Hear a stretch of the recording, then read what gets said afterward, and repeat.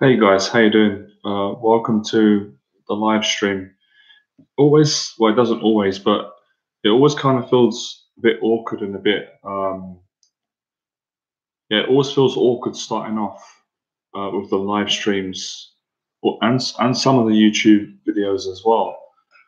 And the reason why it feels awkward is because I've got so much to say and so much to give to people and so much to teach and so much to learn and so much to be grateful for myself and excited for, and so many deep things that I feel and that I want to say, and that I feel the right things to say, and things that I feel that are not the right things to say, and also the fears that I have, the fears that I'm working on, the fears that I've conquered, the constant gifts that are coming into my life, things that I could never have believed that they would be possible for me until they actually happened and became a reality in my life. Because I came from what I would describe the darkest, loneliest, most terrifying place a man or a woman can come from. But contradictory to what I just said and the place I come from, I also come from a great place as well. I also come from a place of really genuine, loving, kind, sincere, vulnerable, brave people, if that makes sense. So obviously, I was mentoring a student uh, a while ago, and he said to me, "There's contradiction in your teaching, Johnny, and there's a contradiction in what you said today." And my response to him was, "That's true, because there is contradiction in truth. Truth, from what I understand, isn't perfect, but it's perfect enough, if that makes sense." And we both laughed a lot, and he understood what I meant, but he wasn't saying it from a critical point. He was just pointing out his truth, what he heard and what I said. And I said, "Yes, you're right."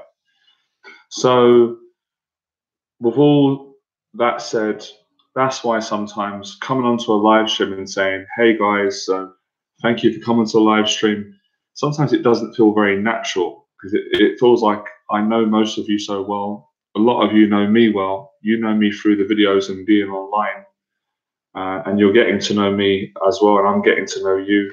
And obviously, there's people that don't know me that come on to the live streams on the channel. But I suppose because I've been doing teaching now for almost a decade, it does sometimes feel awkward starting, because it sometimes it doesn't. It just feels like I'm continuing.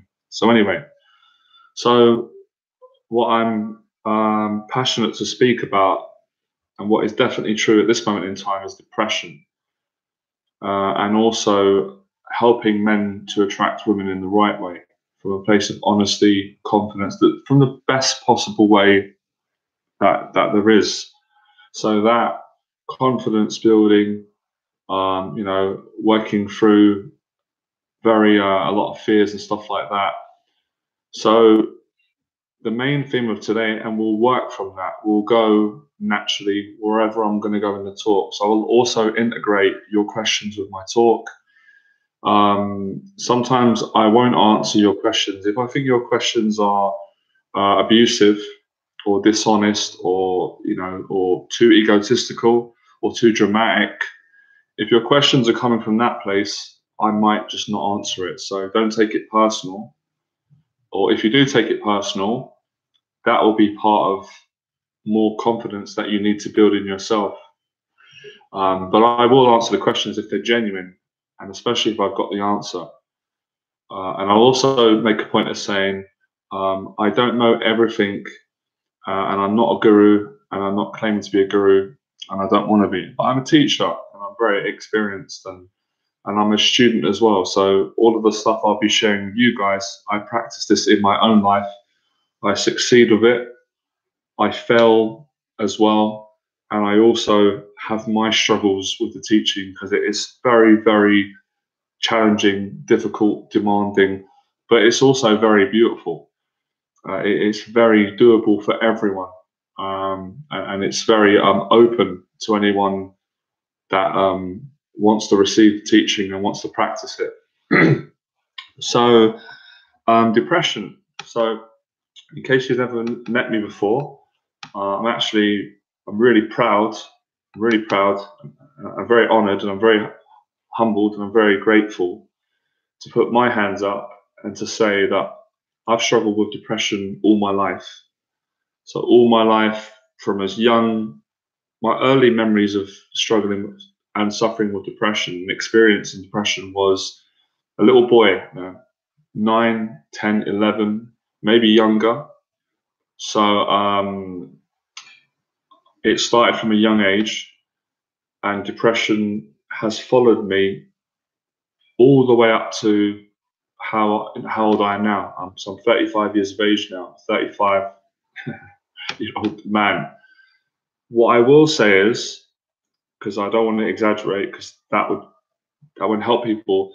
I haven't been depressed my whole life, if that makes sense. I'm not depressed all the time. So it's not like I've been depressed for, since I was 8 or 10. So it's not like I've been depressed for like 25 years, but I've suffered with it periodically, and that's bad or good enough.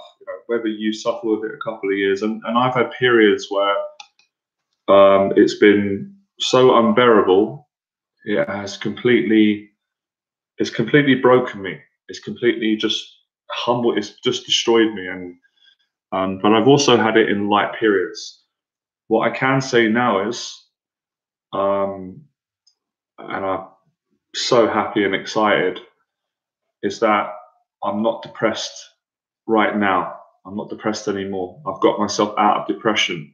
This is the best I have felt in a long time, since when I was a kid, happy around my family and my friends. And also when I first came into the dating industry, so to speak, and become successful, I was extremely happy then. I loved myself. I loved what I did. I loved teaching the guys. I loved all that. But since then, I had a breakdown, and now I've broken through and healed and mended and overcome these sorrows and pains. But I'm also going to say, I'm not going to be arrogant as well, and I'm very optimistic.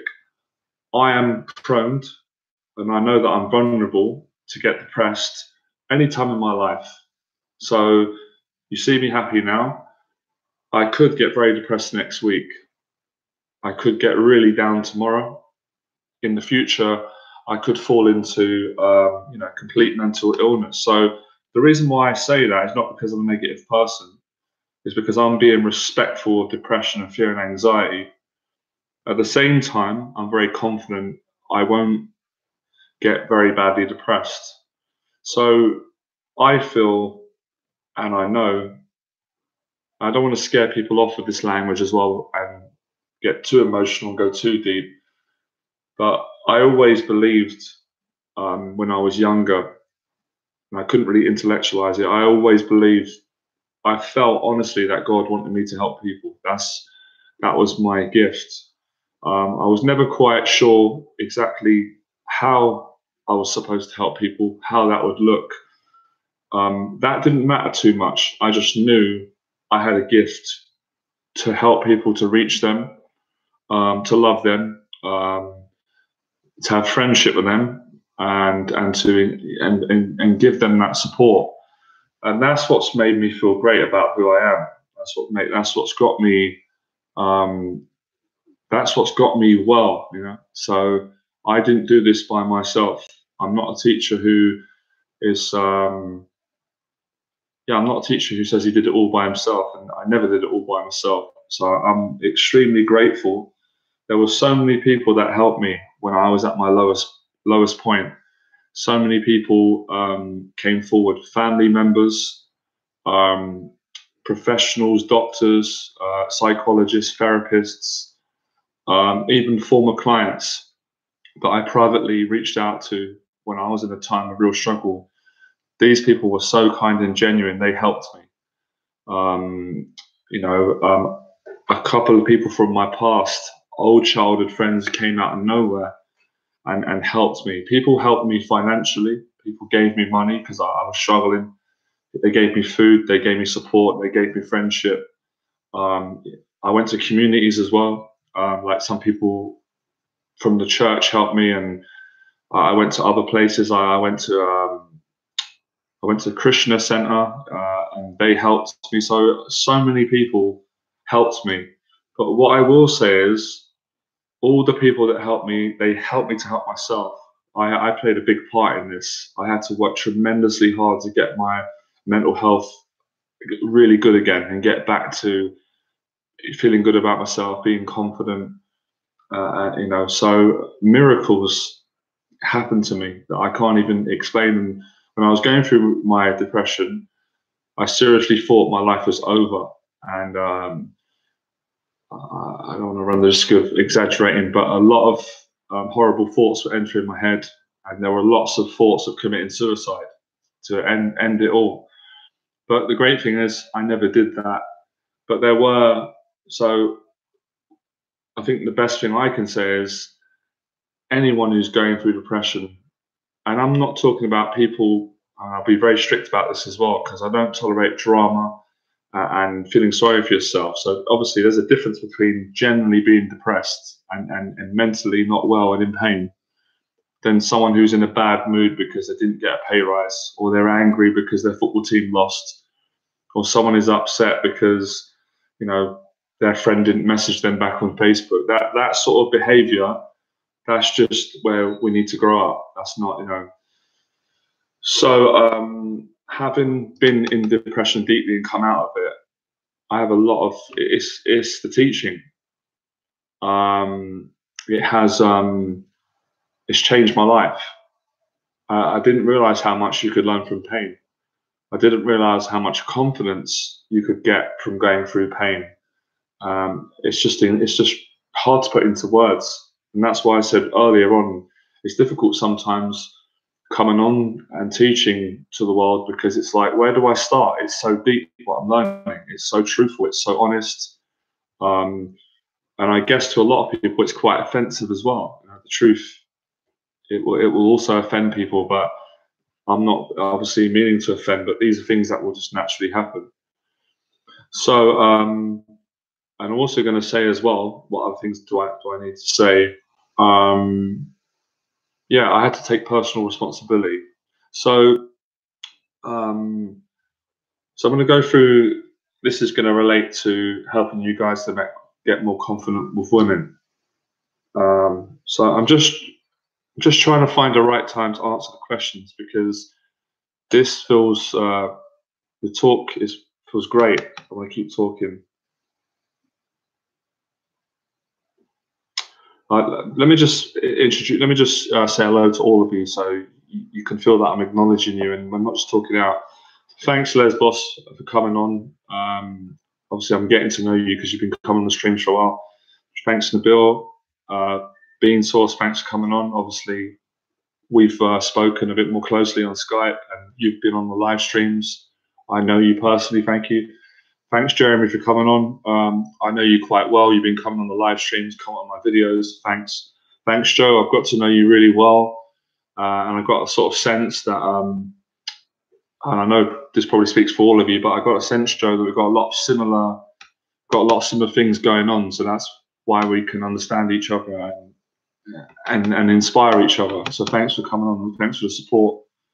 Also, Ian, thanks as well. You're very grateful. You're always saying thank you to me and liking my posts and stuff like that. So I appreciate you as well. You've been following me for a long time, and I'm seeing you going through struggles, and I've been seeing you getting out of them and getting into a better place. So thanks for that. Mr. Fallout, I don't know how I know your name, but I know your name. And I've probably seen comments on YouTube or Facebook, but there's a familiarity, so thanks for coming on. So my goal in this talk is actually to make people feel good about their depression. It's not being patronizing, and to give them the truth of what helped me. Now, obviously, can never claim 100% that the teaching is going to help all of you and get you all the results you want. I mean, I'm supremely confident it will if you follow it. But, you know, like I said, nothing's perfect, but it is never ever let me down when I've followed it. And when I've taught it, I've seen it change people's lives. So where do we start? Because I've got so much to say. One of my challenges is, will everyone understand me when I'm teaching and sharing these things? Does it go over some of your heads? I suppose you guys can let me know and communicate. I've got a sense that intuitively, even if you don't get everything that I'm saying, you will sort of energetically and you're spiritually, you'll sense it. You'll understand what I'm talking about, trying to share with you and pass on and teach. So the first thing that comes to mind is, and as you can tell as well, this talk's not planned. This is just me speaking from experience. That experience is speaking for me, if that makes sense. So first thing is that the word that comes to me, and I know all of you guys and men, you'll really connect with this. And if you don't, you can tell me. And I just want to make a point of saying as well, this conversation, this teaching, although it is facilitated for men and men gravitate towards it, I'm not closing the doors on women. I'm not rejecting women or anyone from this teaching. So women are welcome to come onto any of my videos. They're welcome to come on the live streams. They can learn and they can take the teaching as well. It's not just for men. It is for women. But it just happens that I started teaching and I started working with men, and things have naturally grown from that. And I don't work with women as closely one-on-one as I do with men, because that hasn't felt right for me. But things can change. I've grown, I've changed. But I'm saying that they can take the teaching, and because it works for anyone who's going to apply it. So practicality, being practical, is what got me out of my depression. And when I'm talking about getting out of depression, I'm going to go a bit deeper here. I'm also including that as meaning when you are in a great place to speak to women, and when you're confident and you're able to attract women, build connections with them, and all of its ways. So that to make that very clear. So you guys are not separating it in your head. You're not going, okay, so getting out of depression is over here, attracting women is over here. You know, it's all connected. You know, because when you're in a very bad place and you're very depressed, you know, it's not impossible, but it's very, very difficult and hard to speak to women and be confident and attract a woman. So the practicality, I've been teaching this now for almost 9 years, and it still is completely the same. The practicality is about doing practical things that change how you feel. And these changes are not short term, they're long term. So the challenge for when you're depressed or anxious or fearful, the challenge is to push yourself, inspire, motivate, whatever works for you, to go and do things when you feel vulnerable and frightened. Now, of course, obviously, if you're so bad that you need medical help, then you should always seek that. I've always said that to people. Always seek the help. It's very important. So if you're really clinically ill, then go and get help, get medication, get counseling. But if you're depressed and you can function and still go out and interact with people, then this teaching works. So what I've always done, continue to do, is where are the areas in your life that you can go and do things that are practical, and you know that you're going to feel good after you do those things and during those things. So for me, what comes to mind is, and again, it could be different to everyone, what comes to mind is boxing, swimming, and weight training. Those three facilities or sports or philosophies, I absolutely love them. And if I take part in them regularly, it completely eradicates my depression. It puts me into a good place. It keeps my mental health good. I feel great. I feel confident. And it also improves my social interactions. It lowers my social anxiety, and sometimes it completely takes my social phobia away. So this is a massive part of the teaching. And I said before, I'll be talking a lot about lifestyle on the channel, because these things are all relevant, and I found a relationship and a connection with all of them. So I know probably a lot of you, and I know this from experience, I know from myself, a lot of you are frightened of your potential. You're frightened of your vulnerable self, especially you men. You're frightened to show your love inside, and you're also frightened to receive love from people as well, because of, you know, things in the past, fears of trusting people, fear of trusting yourself, fear of letting people in. So doing things like physical exercises, they create more confidence to feel more good about people and socializing and relationships. So when you build a relationship with the gym or going to swimming, you're building a relationship with yourself. Everything you do outside in your life, it affects you how you feel inside, right? So that's why I'm a practical teacher, but the teaching is also inner work, or inner self, or inner confidence. The names are relevant to describe it, but you guys will understand what I'm talking about. So depression is something that's inside. It's not outside, because if you don't feel depressed and you feel good, then everywhere outside looks pretty good and feels good generally, and people seem nice. But when you're depressed inside, wherever you go, it feels the same, right? So this is where strength comes in, and this is what I learned about myself. And obviously it's being compassionate and gentle on yourself, but it's pushing yourself to do practical things, even when you initially might not feel like it. What happens is, as you start seeing the improvement of the depression, that's what happened to me when I started going swimming, and then feeling really good afterwards. And then I started to notice how much more confident I was in my social conversations. And then when you speak to a girl on the street or in public, you feel so much more better about yourself, guys, because you know, and maybe she doesn't know, or she can sense, you know that you're doing good things in your life behind the scenes. Does that make sense? Especially if you're not watching pornography. If you're feeling good in your life, then there will not be that massive, strong physical, spiritual urge to go and watch pornography. There will be no hunger to watch porn whatsoever, because your appetite will be fed from swimming and training, or weight training, or boxing. So that's why on the YouTube channel, my last video, I've done a video of me in the gym hitting the pads. I love it. It's, you know, and I wanted to put that video out so people could actually see the demonstration, and it would inspire them to take up boxing or take up fitness to build their confidence. I've put out hundreds of infield videos of me speaking to women, so it would inspire men to speak to women with honesty. So men would stop lying to women.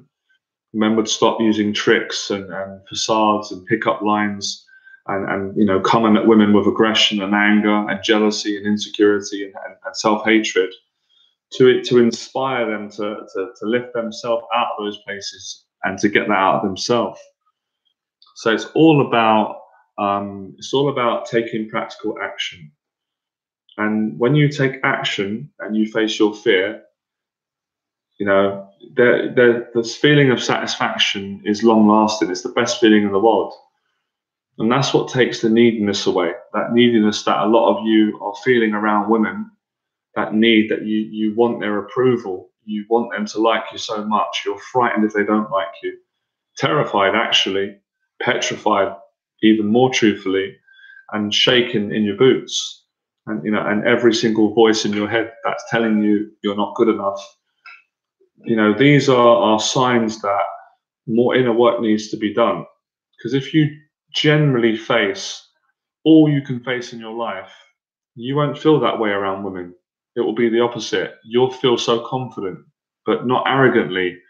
You'll feel naturally yourself. You'll value yourself. You'll appreciate, and you'll care about them. You will care about them. You will love them. You won't have all of these contradicting feelings of hate and jealousy. And that's when you know that the teaching's working, when you can physically feel the changes on the inside, and the way that you feel about people and women starts to change. So the judgments as well, the way that you feel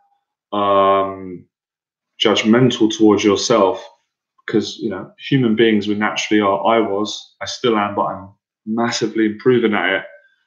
So that harsh judgment that you put on yourself and you put on women and you put on everyone around you, and even naturally, and I don't take it personal, even the harsh judgments you guys are putting on me, the way that your part of you is judging me, but I'm not taking it personal. This is the human condition here, because I'm going to have my judgments about all of you.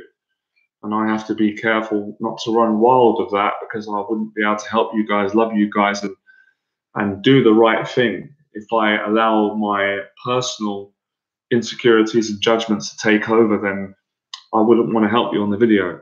But I don't want that to happen, and I don't want to be that person, which is why I'm happy, very grateful to share it. Absolutely in no words. So we really, this year on the channel, the vision, we really want to help men to make massive changes on the inside, but we want to get them on the outside. So I want to get guys in the boxing gym. I want to get them taking up swimming or martial arts. I want to get guys socializing, because social anxiety is a massive part of depression.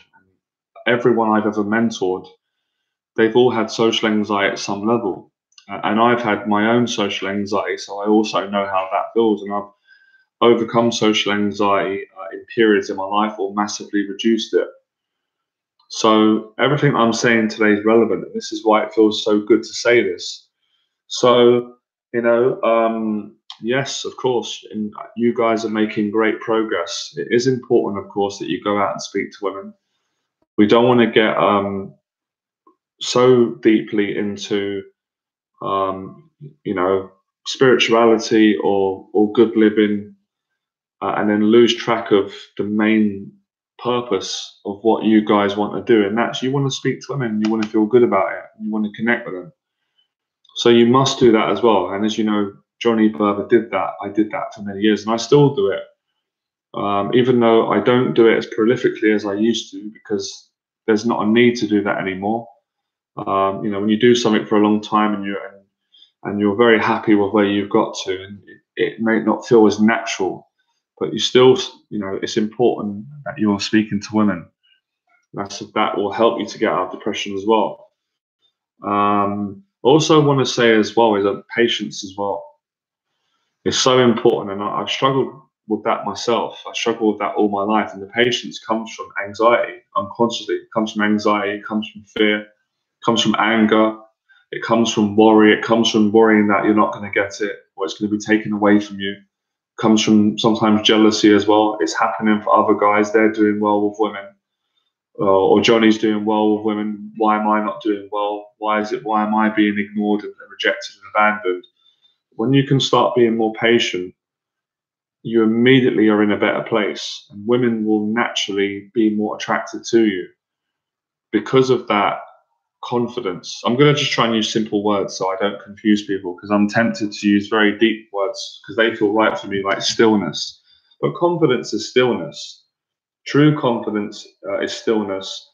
True confidence is also when you're very scared, you're extremely frightened, you're socially nervous, or you're panicking, but you're able to be strong and handle those moments and situations.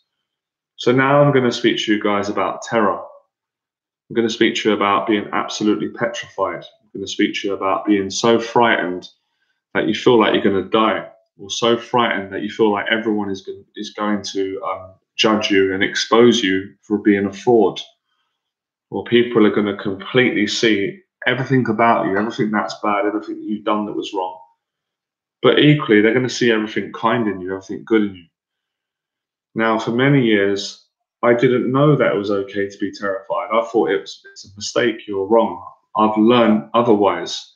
So if you guys are 100% serious about building your confidence with women, with yourself, with your life, then I would 100% encourage and inspire you for your mental health to dive into the areas of your life where you feel terrified, where you know that when you go into these areas, your fears are going to they're going to rise up quicker than the sun. And all of your inner voices are going to be they're going to be invoked. These are the best places to grow. These are the places where your most amount of confidence comes from. And then when you come out of these situations, obviously the terror goes away. And then the next time you go into it, you're less terrified because you've experienced it. So you have to get real experience to get out of your depression, build confidence, and attract the right woman, or to be dating the women that you want to date. So what I guess what I'm saying is, remember I said to you guys at the start, I'm going to contradict some things that I'm going to say because there's contradiction in the honest truth. There's contradictions in all of us. Even the most genuine person has flaws. I'm a genuine person. I'm an honest person, but I have flaws, of course. I'm not perfect. So with that said, you guys, we must appreciate ourselves a bit more and be a bit more gentle and forgiving. That we're all a work in progress. So what I'm going to do now is have a little bit of a break, a drink, and I'm going to go through some of your questions and answer them, and I'll share some more stuff as well because it's been 30 minutes.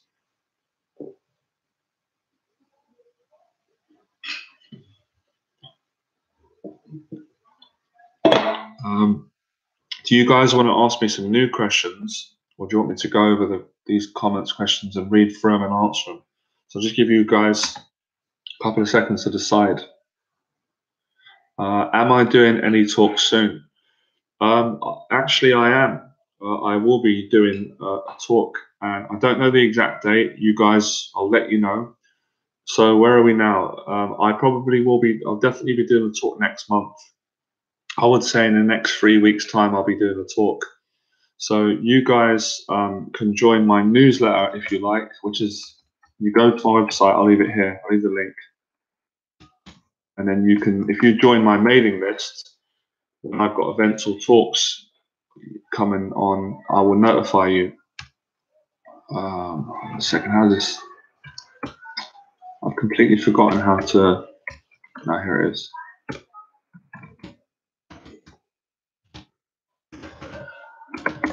So you just enter your email on my landing page, or you can email me directly. I'll give you my email address.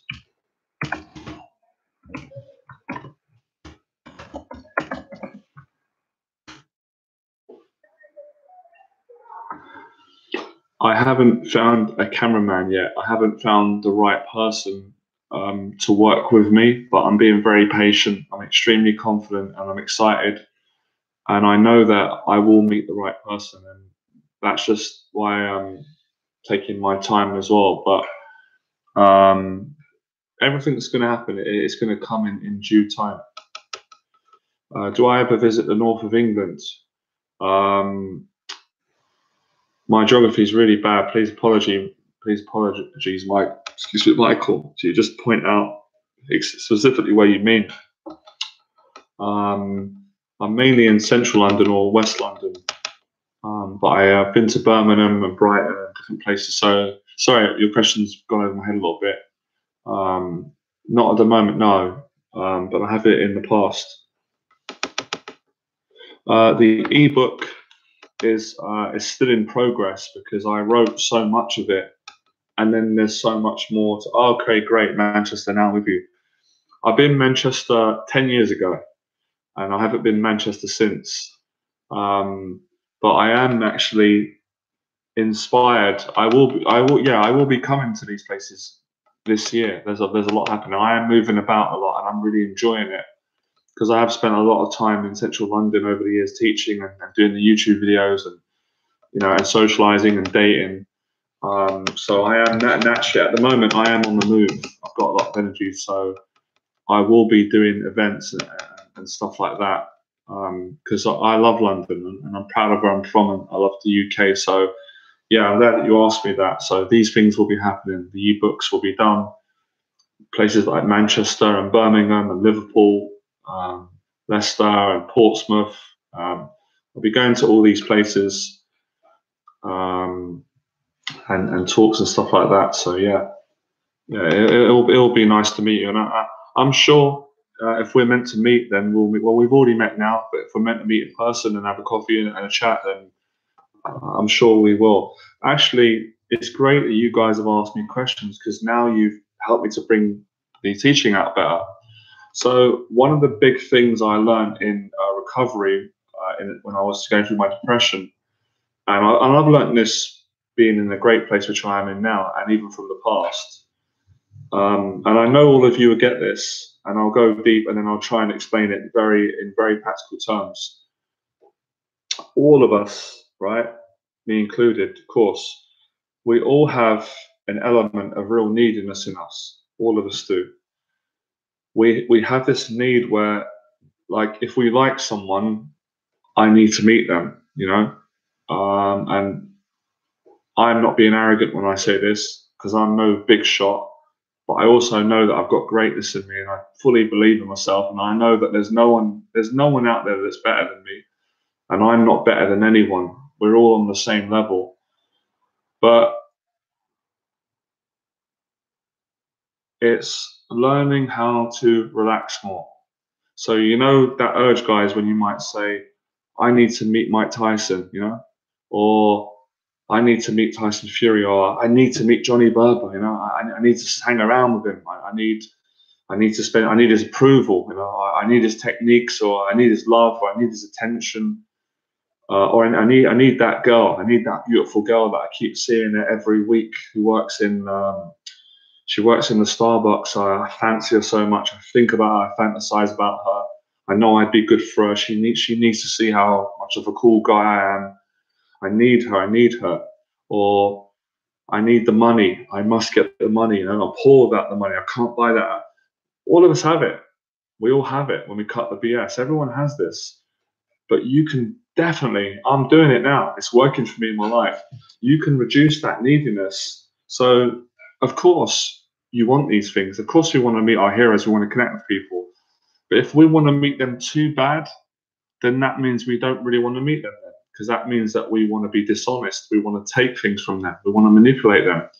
So if you're genuine and you have an intuition and you have a hunger and you want to meet someone, you'll meet them. They'll want to meet you as well. There'll be a natural, harmonious excitement and connection to meet one another. And you guys have done that today, and I've done that with you. Because years ago, when I was insecure but also beautiful and talented, I wanted to meet all of you. I wanted to meet Michael. I wanted to meet Jeremy. I wanted to meet Lesbos. I wanted to meet Beansauce, Secret Genius, Mr. Fallout, Joe, even some of you that haven't commented. I was desperate to meet all of you. And I was desperate for your approval and acceptance and love and care and understanding. I really was. I sat in a flat. I was from age 22, 25 to be specific. I was socially paranoid and terrified and angry and hurt and addicted and depressed. And I wanted to commit suicide. I've said this before, and a friend recommended Les Brown to me. He had his books, and I didn't really like books at the time, but I did love music, and I like hearing things and seeing things. So I can't remember what reason. I thought, let me check this guy out. So at the time, you know, I didn't have much at the time. I had a phone on me, just like this, but I can't remember what phone it was. I didn't have internet in my house. I didn't even have a laptop. I couldn't afford one back then. And I got up on the phone, Les Brown, and I started listening to one of his motivational talks, and it made me start crying. I started aggressively crying, and he told his story. And when he told his story, I believed him 100%. I trusted him. I knew that he's not just a businessman who's trying to get people's money, or I didn't feel any of that. I knew he was genuine. Regardless of how many millions he makes, I didn't give a shit about that. I knew this man cares. He cares about people. He's genuine. His story's real. When he said that he come from, you know, an abandoned building and a stepmom, and, you know, was basically had social anxiety when he was younger, was called dumb, and that he'd never make anything, and then he said it's possible. You know, he said it's possible to live your dreams, and he talked about all these inner voices and not being good enough. When I got inspired from his talk, I experienced this supreme confidence in myself, and then I actually went further. and I was like, because someone, I can't remember, someone borrowed me the Bible or something, and I checked a couple of verses out in the Bible. I can't remember which one it was. I read through some stuff to help me, and those two things changed my life. And there's things before that, things that have happened, because I knew in that moment when I was crying, even though I was broke, I had no girlfriends, I had bad mental health, I had all these issues, and I wasn't being a great person in my life as well. I was being nasty and judgmental at times. I knew I was going to succeed. It was a matter of time. So 25, so 3 years later, I started my johnnyberba.com teaching. And then I started at 28, and by 29, I made it. So 3 or 4 years after hearing that, I attracted people all around the world, because the neediness went when I found my potential. So I'm basically helping you guys to find your potential. And it's in all those different ways. That's the great thing about it. It's not just like, oh, it's just one. It can just be one thing, but it can be many things. So the neediness, you have to work on that. And when you feel good and you're living good and you're taking action, you shouldn't really feel needy. If you're feeling very needy, that's a sign that you're not being the best that you can be. You might not be being kind to your mum. I know that sounds really deep and it can sound, but it's true. You might not be kind to your own mother that you love, and that if you stop to think, you'd be heartbroken to treat your mum bad. But you might be being disrespectful to your mum because you're angry at yourself because your life ain't going well, or you're not getting the girl that you want. So the little things are the big things. Big things are the little things. So I'm giving you guys the deep, emotional, spiritual truths, and I'm also giving you the practical action, because both of them are just as important as one another.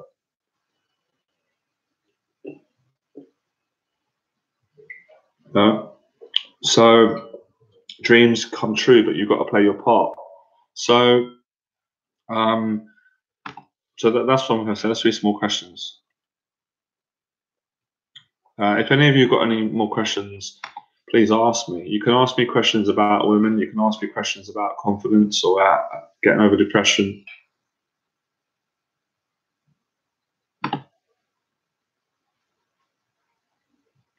All right, I'm going to go on to the next thing. Now, you got to let's see.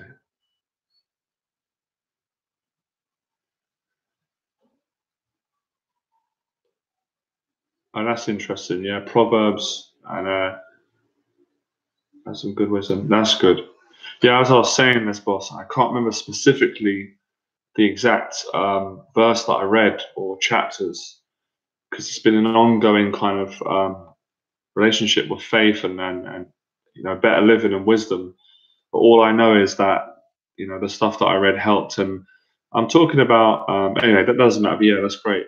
So the next thing I'm gonna teach, and even like now as well, something that I've practiced. That this comes from experience. It's learning to take your time as well and slow down in social situations. Even when I do the live streams, and I work on this so I don't panic and feel that I need to keep speaking to keep up the live stream or to be popular.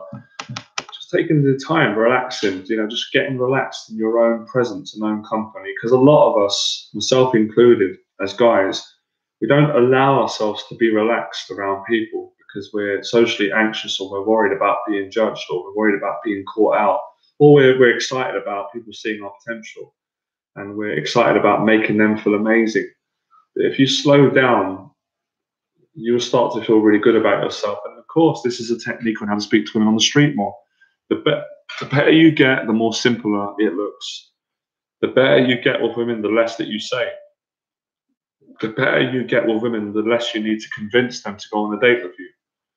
The better you get with women, the less you need to manipulate them and use tricks on them, and butter them up, butter their egos up to get them to give you what you want. You start letting go of that. You get so aligned with yourself that it will not allow you to treat women like that. And it wouldn't treat yourself, and you also become strong as well. You don't take crap from anyone. You don't take shit from anyone. You don't let people bully you. So you don't let women bully you, or you don't let your friends, or you don't let another person. But you also make sure that you're not bullying people as well, that you're maintaining the same integrity and ethics that you expect from women and people that you're giving out. So these are great lessons. And what have these got to do with depression? Well, they've got everything to do with depression, because when a person is clinically depressed, it's quite a struggle to treat people well, because you feel awful, you feel like crap, you feel you're in agony. But I was still, thank God, I was still able, not at my best version, but to still find kindness in myself and generosity when I was at my weakest and lowest points. And that's what really started to make me feel great. So I just make a point, guys, of just saying, just make sure that you're treating women right. Just stop for a second and just ask yourself the question, be honest. Are you treating women the way that you would treat your mum or your sister, or the way that you would treat your friend's wife, or your best friend's girlfriend, or how you treat a female friend? Now, if the answer is no, then okay, that's fine. Forgive yourself, but you can change it. Because many years ago, when I was in the bad place and frustrated and thinking, why are women not being nice to me and why don't they like me? I wasn't treating them well because I didn't like myself. I wasn't treating myself well. Empathy is so important. Empathy is the method, bigger than techniques. Empathy is more important than a great hairstyle. Empathy is more important than money, cars, status, social media, clothes, looks, height, nose, hair, eye color. Empathy is so powerful. If you're empathetic and you speak to women, they will. Well, come on, guys. Are you guys stupid? No, you're not. Am I stupid? No, I'm not. People sense when you're empathetic, and they also sense when you're angry or aggressive. So, work on this stuff.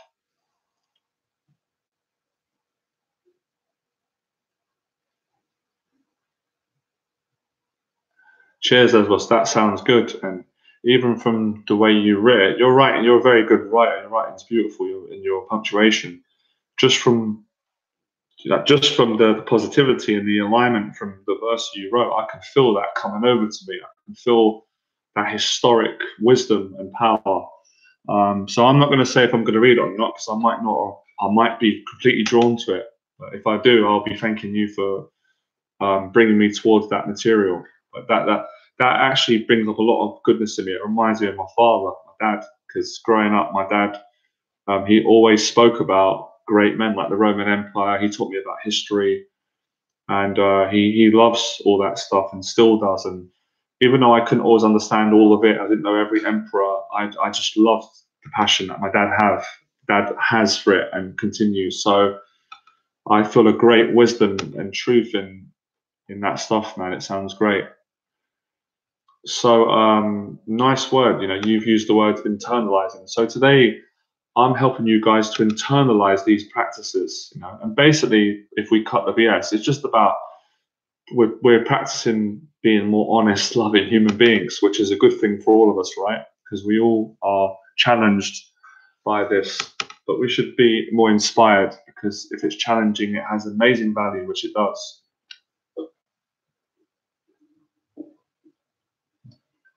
Okay, now we're going to move on to another thing. We're going to talk about voices. Of course, how can I speak about mental health, positivity, motivation, depression, confidence, helping guys to be better with women, helping women to be better with men or themselves, helping you guys to be better socially? How can I speak about all this stuff and not mention voices? So obviously I've got to come clean with you guys. I've got to be honest about my voices. I've got to tell you guys what kind of voices I have in my head and what I've been having since I was younger. And then more importantly, I've got to tell you how I do get past these voices and achieve some good stuff in my life and help people. Okay, so my whole life I've been plagued with inner voices that are not nice and they're uncomfortable. And I'm going to actually talk to you about these voices today. And I will make a point of saying, I don't know if you guys can sense it, it really helps me. It really helps me to confess this, because it makes me feel more honest. It makes me feel more secure. It takes away feelings of judgments that people have about me, and it frees me up. So from as young as I can remember, I've had a voice in my head that says I can't trust people. It's very, very hard to trust people. So I had that voice. That's one of the voices I have, and it's a regular pattern that comes up and it goes around in my head. I have another voice, and the voice says I'm not good enough to make any money. I've had that since I was a kid. I've had that because I've grown up on a council estate, a working class background, and the feeling is I only deserve a certain amount of money because of my social class, my upbringing. So that's a voice that I have. Another voice is that I have is that people are going to catch me out. I'll be caught out. That's quite dangerous, because in any social situation or any social relationship, people will catch me out, and then the next question, or people might say, is, well, what will they catch you out for, Johnny? And I don't know entirely the answer to that, or maybe I do. And maybe, yeah, I think people will catch me out for being frightened and terrified. And that's another voice that I have. And that is quite frightening for someone to see into me and see that I have fears and terrors, social terrors, trust issues, fears. And also, as well, I have voices that rise up. These ones have particularly got really better, but they tell me I should be really ashamed and embarrassed about who I am. I'm an embarrassment. I'm a complete embarrassment to my family, to everyone else, to women. I'm quite a disgrace, and I'm an embarrassment because of what just happened earlier. Because I'm naturally, once you get to know me and I'm more open, I'm a little bit socially awkward, and anyone who knows me quite well would see that and know that. But I don't like letting new people see that part of me, because that is a very vulnerable part of me, right? So I have voices that are, they're embarrassed. I'm embarrassed about me or the voices, right? I got another voice that says that a woman wouldn't love me. She would like me, but she wouldn't love me like forever. She wouldn't love me for who I am. So she might be attracted to me and like me for a while. These are my insecurities from a kid. These are my voices. I have another voice that says I'm not good enough to mix with celebrities. That I am not good enough to mix with them because they're more talented than me. They were born into better families than me. They're in the cool group, and I don't quite belong around these people. And I've got nothing to offer them because I'm just my value is too low. That's another voice that I've got. I had it since I was a kid. What other voices are there? Well, those are the main ones, and they're mostly around, like people, money, relationships, identity. What else is there? Well, they're the main ones. Now, some of you might say, "Whoa, how the hell? How the hell did Johnny Berba achieve what he's achieved with all that going on?" Or should we even listen to this guy if he's got all these voices? Shouldn't he be more confident? I want to tell you the truth. If I didn't have those voices, I wouldn't be who I am today. And I'm proud of who I am. I wouldn't be helping people. I wouldn't have achieved what I've achieved. Now, the next thing is, do I believe these voices are true? Do I believe I'm them? I can honestly say no. But that doesn't take them away fully. It doesn't stop them from coming in my head having these thoughts. But I'm much more disciplined now and confident and free to talk about them and share them with people. And that's a huge part of my teaching. What I've learned is when you don't believe these voices and you go out and you do the best that you can, you do the best you can, you face your fears, you show your talent, you train, you try and be a decent person, they fall apart. They fall apart. And I wouldn't say this to you guys. I wouldn't say all this if it wasn't true. Now, this is not arrogance. because from where I come from and who I am, I don't give a fuck about money. I really don't give a flying crap about money. Now, contradictory to what I just said, of course I care about money. Of course I need to eat. I need to pay rent. I need to wear clothes. I need to be able to buy my friend a coffee or buy him a meal. And if I'm dating a woman, I want to take her out. I want to be a gentleman. I want to be able to buy my mum something for her birthday. I want to be able to go to the gym. But I'm sure you guys understand what I'm saying. But I'm not a money orientated person. I'm not greedy. I'm not obsessed. I'm not trying to use people to get. I don't. What I care about is just being a decent person, just enjoying life, just being nice, kind to people, and just taking part. But I will appreciate the money that comes from my good work. I will welcome it in. So it didn't stop me getting paid to do what I love over the 8 years and making thousands of pounds through teaching and changing people's lives. People travel all around the world to pay me money and to spend time and learn from me and learn the teaching. So if that's not proof what's possible, I don't know what is. Back to the voices, and this is always difficult to say, I feel like I don't know if God would want me to say this. I don't know if my parents would. I don't know if it's right. But I'm not perfect, and I'm a bit of a rascal as well, as we all are. I can't even really rationalize and believe how many beautiful girls I've dated from having the voice that I'm not good enough. That they wouldn't sleep with someone like me. That I've got too much social anxiety. I'm too damaged. I'm too much of a low life. Coming from that place, this is to being supremely confident in who I am and gifted and talented and knowing that they like me and knowing how to treat them by being myself and just being myself. That's it. Simple. Beautiful women from all around the world, from all different cultures I've dated. So I know it's possible. I've done it. And I did it. In business as well. Oh yeah, I didn't mention it. I had a voice in my head, and this is really, really, I would say it's close to gone, but it's very light.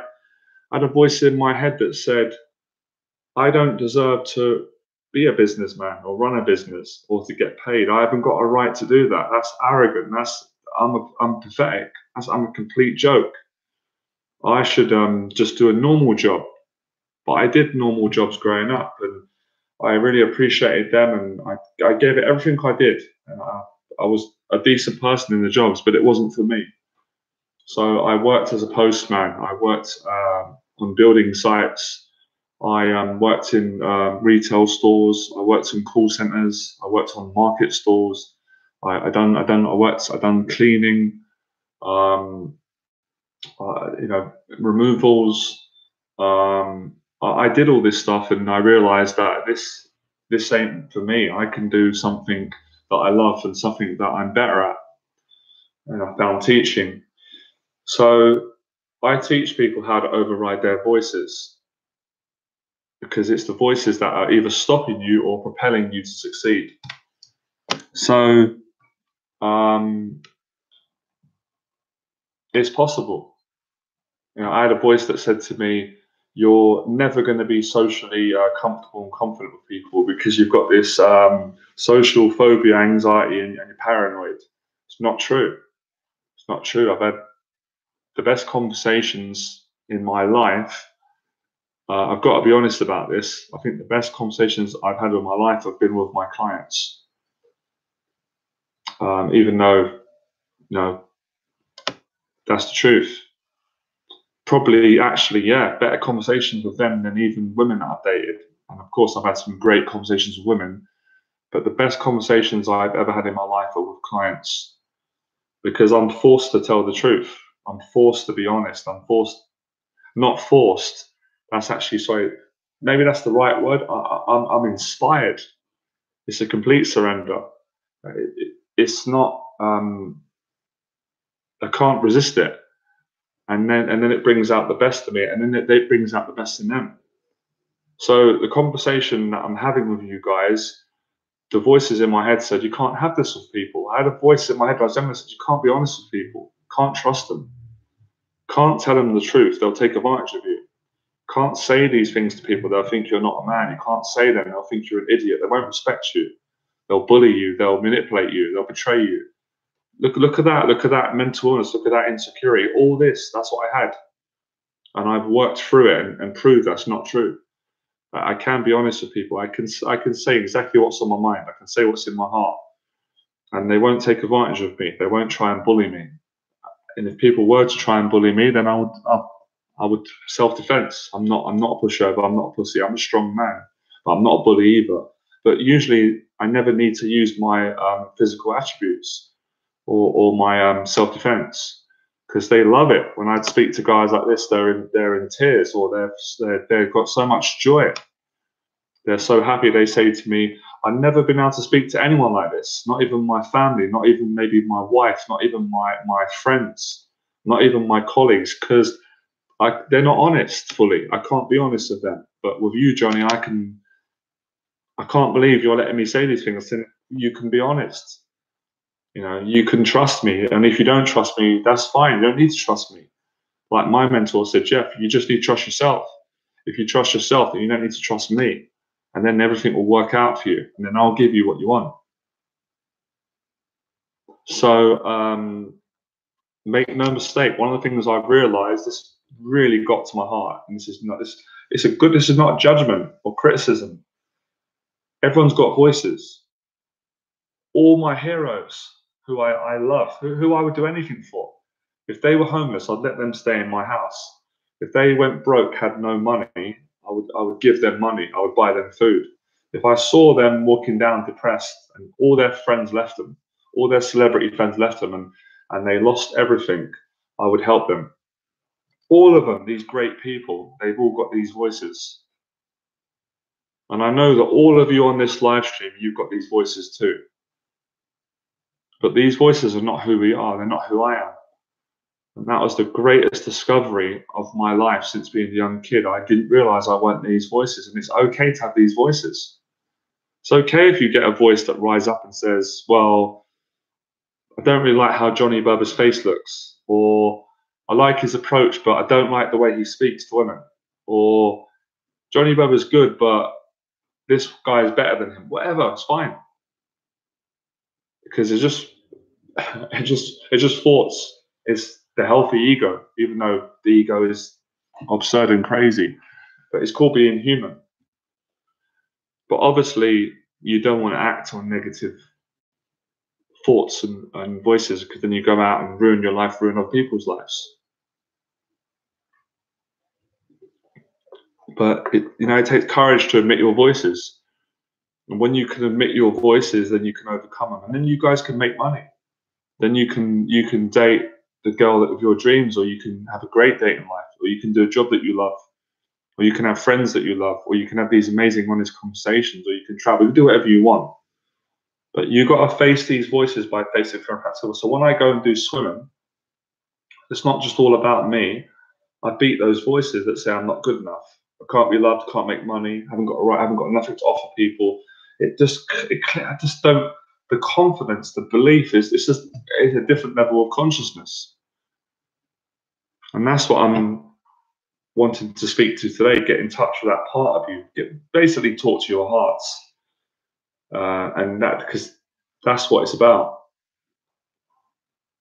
So confidence comes from vulnerability and honesty, and not being frightened about what other people are going to think about you, because what they're going to think about you, they're going to think about you. But what's really important is that you do what's true, what's right, what's honest. So now I feel great. I'm sure a lot of you feel really good. Yeah, the voices. So and it's about listening to the voices. No, actually it's about observing, listening. And then you choose if you want to believe them or not, or go and act on them. So years ago, I had a voice that said I couldn't do public speaking. And the voice said to me, the reason why you can't do public speaking, Jonathan or Johnny, is because if you go and do a public talk, everyone's going to see that you've got social anxiety, and they're going to judge you, and they're going to make you feel disgusting and ashamed. That's what the voice said. And the voice said, if you go and do public speaking, Jonathan or Johnny, you're going to start stuttering, and then you've been caught out. You've been caught out for a man who's got social anxiety, or you've been caught out for a man who's not comfortable in himself. That voice was 8 years ago. Since that voice, I challenged it, and I am, thanks to God, I'm a phenomenal public speaker. You should see me on stage talking. Or if you come to one of my events and you experience my honesty and my confidence, you'll go, wow, I've got the same as well. I can do that too. So I've done hundreds of public talks, and they're terrifyingly beautiful. So I'm terrified of them, but I'm not terrified of them. I'm afraid of public speaking, but I'm not afraid of being. I'm so confident. I can go anywhere and do public talks, schools, businesses, parks. I've given talks in all different environments. I love public speaking. I'm technically public speaking now. So I beat that voice. I beat all my voices. I beat the voice of not being good enough. I beat the voice that you're never going to make money or you don't deserve money. I beat the voice that, you can't spend money, because I used to have a fear of spending money, because if you spend it, you have none left. If you spend your money, where are you going to get money? It doesn't grow on trees. Challenged it, it's not true. The more money I give out, I'm generous, obviously, with intelligence, the more it comes back. So all of it comes back to love, honesty, and all this confidence is developed through a raw, masculine or feminine, heartfelt, powerful, stoic, ancient, current, present, comes from the truth, comes from facing it. And you guys know what I'm talking about. There's something that you need to face. You need to face it daily. You need to face it weekly, monthly, yearly. And that's your fears, that's your voices. And when you face these things, you connect to your potential. You don't find your potential in books, although when you read it in a book, it can inspire you to reach for your potential. But you find your potential facing terror. So for you guys, it sounds like you're terrified to go out and speak to them with honesty. You're terrified that they're going to reject you, not love you, embarrass you. But at even a better level, you're petrified of getting these women. You're frightened of that connection with a girl. You're frightened of being vulnerable. And I had all those fears and explored them, and there's everything to be excited about. So what are you guys waiting for? You waiting for my permission? You don't need my permission. You don't need anyone's permission. You need your own permission. You need to follow your heart and go and do it. And then the great things are going to come.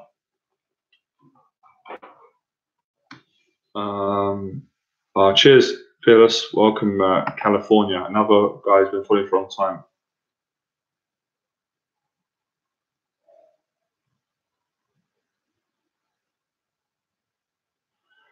So that felt great. That felt great sharing that with you. That felt like the right thing to do. What else is there?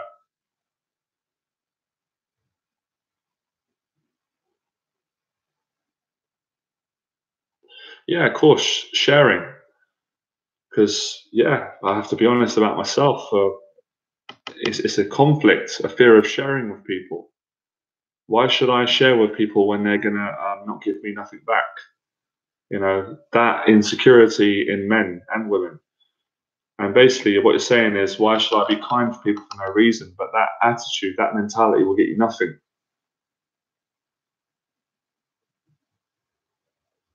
I've got 5 on it. Welcome to the live stream. I actually love that song. I've got 5 on it. So sharing cleans the voices away. Sharing connects you to your potential. Sharing gives you confidence. Sharing is caring. Sharing is important. So you guys need to share more. You need to share your hearts more. You need to open up more, because that's one of the big fears that I had and still have. But I'm getting better with it, opening up more, and then not letting the voice that says you need to be quiet now. You need to stop. Notice how a lot of us have a voice that says, stop talking to people. Stop. It's too dangerous.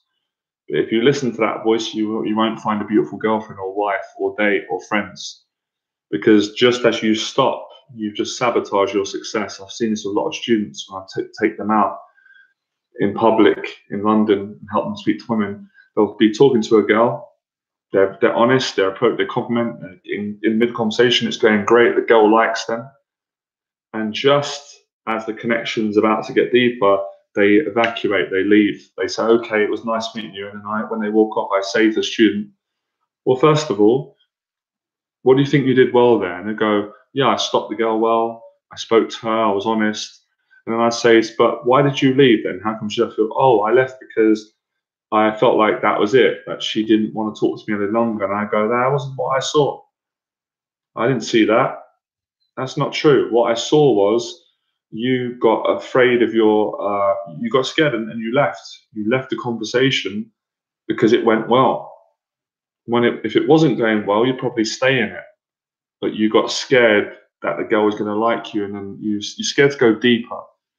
You're scared to connect with the girl. You're scared of the intimacy. It frightened you, so that emotion came up because it got uncomfortable for you, and you got anxious because you were vulnerable and you were showing yourself, and then you checked out. So also I say to them, don't be hard on yourself. We all done it. Johnny Berba's done it loads of times, so we don't start punishing ourselves. We be gentle. It's okay to get scared and run away sometimes. Being a great man, being a courageous man, or successful or a kind man, it doesn't mean you're perfect. Sometimes you become a coward. I've been a coward in my life, so I know what a coward looks like. I know what it feels like. I've been a coward in boxing. I didn't want to get in the ring and spar because I didn't want the truth that I knew that the guy was going to beat me. I knew that he was stronger than me and more experienced than me, and I didn't want to go through the embarrassment, and my ego didn't want to lose. So I avoided the sparring and went home or went out the back or lied, told the trainer that I was sick and I had diarrhea when I didn't. So we've all lied. We've all done it. We're human. Forgive ourselves. God forgives us, right? Back into it. Find the courage again. So it's okay. It's okay. You make mistakes. We learn. It's an ongoing thing. As long as you're learning, then you're intelligent. A fool will make the same mistake over and over again.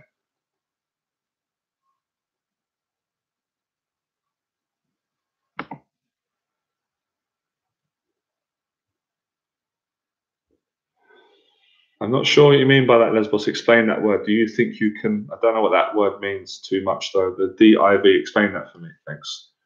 So, being able to be disciplined in social situations or in life situations, when fear comes up and you feel extremely uncomfortable and frightened of being judged by the other person or the situation or whatever it brings up, the discipline is to do the opposite of what your intellectual, logical mind will tell you, which is to run. It's just to stay there. It's to stay in the situation. Now, obviously, I'm not saying that if you've got 5 guys trying to rob you of knives and guns and bats, that you stay there unless you're a martial artist. You obviously run. But, in most situations, talking to women, you're not going to die. So you practice getting stronger. And the swimming, boxing, training, discipline, these things will create more strength.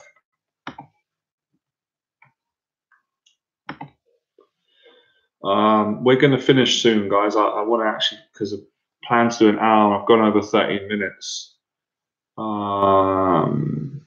Make information known. I still don't understand what you're sorry. I'll explain it. So, going to give you guys last chance to ask last question, and then we're going to finish and we can continue another day. But I gave so much in this video. So go away and practice the bits that you think are helpful, that can work for you. And this is how you get out of depression and attract women and build confidence. And if you guys want to subscribe to the channel, that will be good as well, because then you'll get notified when I've got new videos and live streams, and you can follow the teaching and you can see the progress that you'll make. That's a balance. It depends. Sometimes giving too much information about yourself to a girl can frighten her off. It can put her off. But sometimes not giving enough information can make a girl not trust you. So you need to learn to be socially intelligent and judge situations on each and every individual and on individual merit. There's not one size fits all. So that comes down to sensitivity, experience. But it's better to try and then make a mistake and then you'll learn from it. So you can't say you should give too much or not. It depends. It depends on the person as well. It depends on how you feel.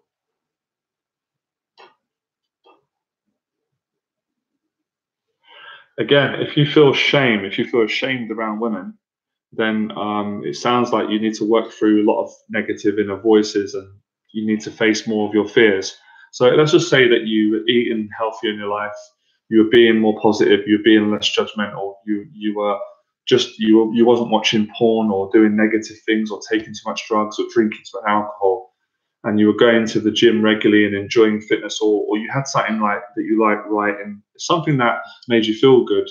If you indulged in that thing a lot and then spoke to women, you definitely would feel less ashamed. So shame's another fear. Shame is a sign that you're avoiding stuff, you're avoiding pain in order to grow. So think about what I've just said, all the things I've said, and apply them, and then see how your shame starts to vanish or decrease. But you can also monitor the feelings of shame when they come up around women, but not identify with them. So you're aware that you feel these feelings coming up and that you hear the story or the thoughts, but you do not acknowledge them completely, and then they can't overtake you. I found the best way to get over porn addiction is to face my fears on a practical level. So face the fear of people, speak to people, face the fear of talking to women, face the fear of public speaking. You don't have to do all these, Mike. I'm just giving examples. Face the fear of going to the gym. Face the fear of admitting to a friend that you trust or a therapist that your issues, talk about them, get them out. You know, find that love, find that enjoyment. You know, watch a good film. It's, you know, do things that make you feel good, and then you will not be inspired, and you'll get all that frustration, that sexual energy out if you punch back. And ultimately, you want to go out and meet a girl, and in that way, you have the sex with a girl that you love and a connection with rather than watching porn. So it's, you know, it's a relationship that you've got to build, and you'll gradually let go of watching porn. So you'll probably find as you start doing these things, you might be tempted to watch porn a little bit, but the more confidence you build, the more you get yourself aligned, you'll just naturally, like anything, you'll just gravitate away from the addiction.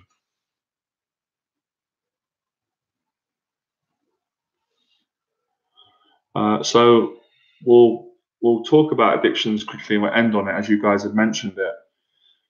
When you're addicted to porn or anything negative, it's a way of dealing with your pain. So it's basically you going, I'm too frightened to face my fears, so I'm going to go and watch porn. So go the other way, face your terrifying fears, get uncomfortable, suffer in a way that grows you, and then you can kick the habit. Same for any addiction. Guys, the time's up. I must go now. I really appreciate you all coming on. I'll see you in the next one. Check out the videos, leave a comment, and good luck with what I've shared, guys. It really helped me, and that's how you do it. All right. Thanks for coming on. Enjoy the process, and I'll speak to you soon. Bye.